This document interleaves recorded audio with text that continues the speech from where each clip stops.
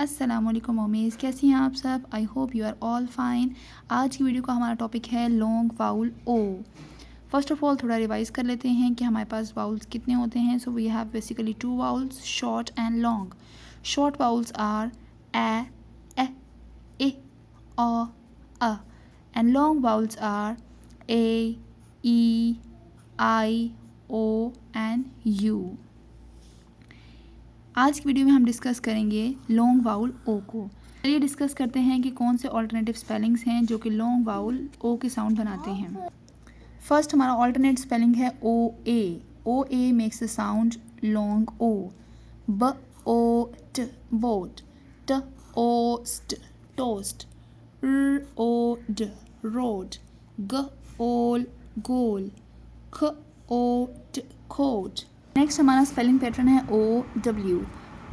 ओ ब ओ बो, ओ न ओन, ल ओ लो, ब ओ ल बोल, क्र ओ crow. O E also makes long o sound. T o to, f o fo, d o do, w o wo, j o jo. Next is magic E pattern, and magic E makes the vowel says its long sound like O, K, on, con, on, phone. Here P and H is a digraph, like two letters that make one sound. T, on, tone, sl, o, slope. ये S और L यहाँ पर एक blend है. ह, ओम, home. इस word में W silent रहेगा. ह, ओल, होल.